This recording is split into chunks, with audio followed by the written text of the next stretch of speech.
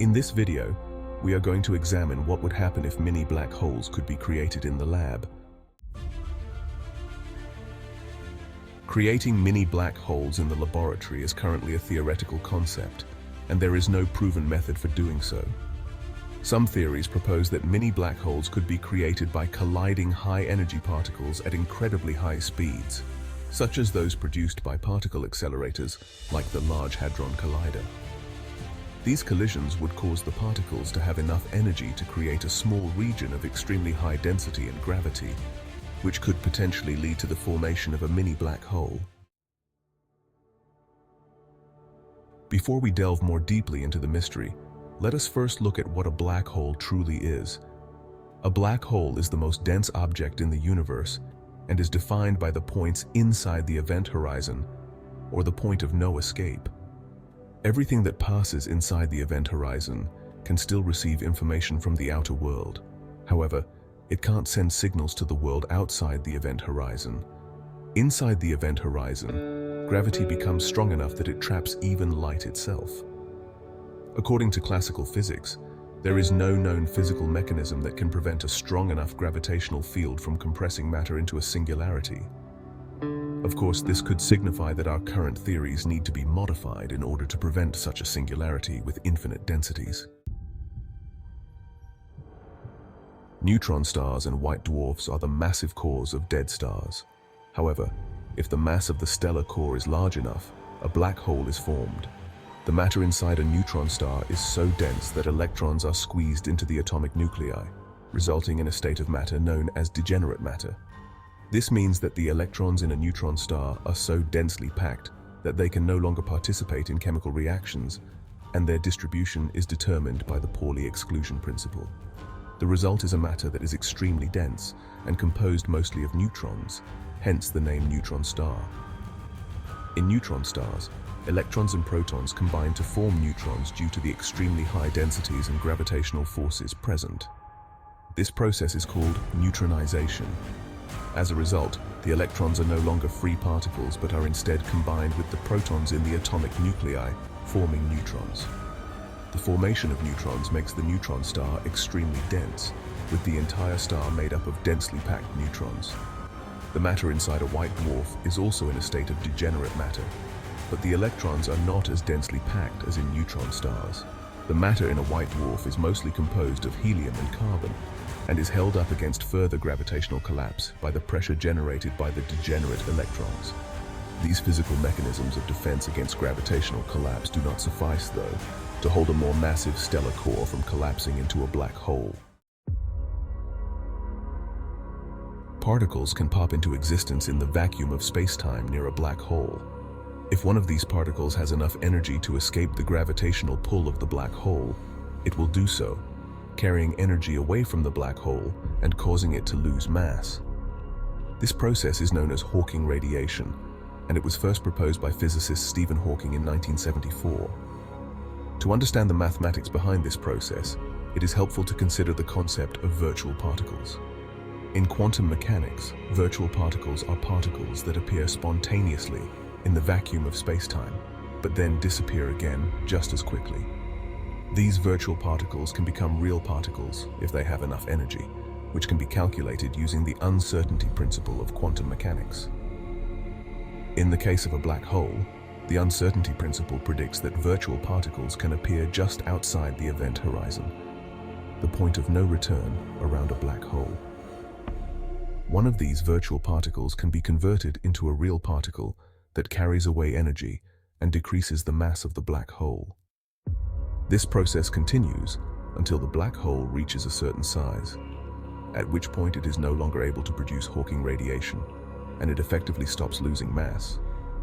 For mini black holes, which are black holes with masses much smaller than those of typical black holes, the rate of Hawking radiation is much faster. This means that mini black holes would evaporate much more quickly than larger black holes, and could potentially disappear completely in a very short amount of time. Gerard 't Hooft, a Nobel Prize-winning physicist, has expressed skepticism about the existence of Hawking radiation. He has argued that the process of black hole radiation is not yet well understood, and that more research is needed to fully confirm its existence. T. Hooft has also discussed the possibility of alternative theories, such as the membrane paradigm, which challenges some of the assumptions made in Hawking's original derivation of black hole radiation. Overall, while Hawking radiation remains a fascinating area of research, its validity is still the subject of ongoing scientific debate and investigation. For every object, no matter how small, there is a critical radius beyond which, if it is compressed, it will become a black hole.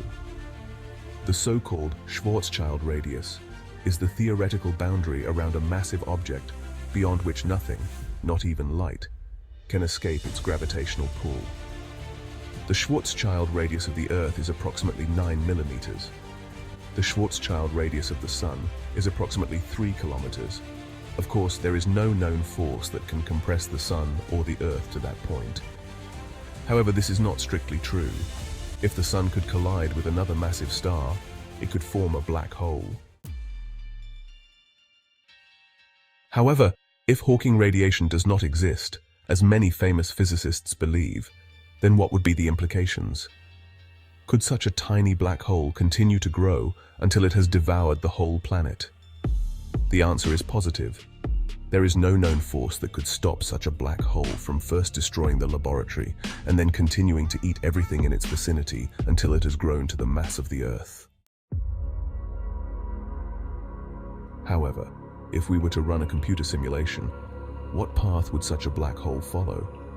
Since such a black hole would be attracted by the Earth's core in the same way that a brick is attracted, it would start to dive deep into the ground, eating everything on its way, until it would reach the Earth's core. After that, it would start to grow, and the remains of the Earth would simply collapse into the black hole. This modeling assumes that the black hole doesn't have enough time to eat a significant part of the Earth while traveling to the center. This raises the question about the rate that such a black hole would eat surrounding matter. However, matter would be gravitationally attracted a lot stronger by the Earth during the time that the black hole is still small in mass. Hence, the gravity of the Earth would dominate, and the mini black hole would only eat the surrounding matter. The rate of mass accumulation by the black hole would ultimately depend, therefore, on the speed of the black hole, since its initial gravity wouldn't be strong enough to attract faraway matter. However, this takes into account only the gravitational effects. In reality, we have seen that black holes form accretion disks that emit X-rays. This process would need to be taken into account when creating a computer simulation, as the heat and the radiation would have an impact on what would happen on Earth. Some physicists have even suggested that this radiation pressure could cause the Earth to explode instead of collapsing. If a black hole existed at the center of the Earth, it would have an accretion disk, which would emit high-energy radiation and particles. It is unlikely that the accretion disk and radiation emitted by a black hole at the Earth's center would cause the Earth to explode. Instead, the black hole's gravitational forces would likely cause the Earth to slowly collapse inward. The conditions required for a planet or star to explode are highly specific and typically involve a balance of internal pressure and gravitational forces. In the case of a black hole at the Earth's center, the gravitational forces would dominate, leading to a slow collapse rather than an explosive event. The timescale for a black hole to reach the Earth's core would depend on its initial size, mass, and velocity. In general, a black hole would move towards the center of the Earth due to its gravitational attraction, but its motion would not be a simple free fall. A hypothetical brick on the Earth's surface would have to travel 6,371 kilometers to reach the center of the Earth under free fall. This scenario assumes that the mass is concentrated at the center of the Earth, though. In this scenario, the brick would have to travel for 19 minutes to reach the center of the Earth. As the black hole moves towards the Earth's center, it would encounter and accrete matter, causing it to grow in size and mass. The accretion of matter would also increase the black hole's gravitational pull, potentially leading to the formation of an accretion disk and the emission of high-energy radiation. These processes would cause the black hole's motion to deviate from a simple free fall and would also affect the surrounding matter, leading to complex and dynamic interactions. If we are to take something truly important from this video, It is that we must be a lot more careful with our experiments, because unknown physics is there, and instead of benefiting us, it has the potential to destroy us.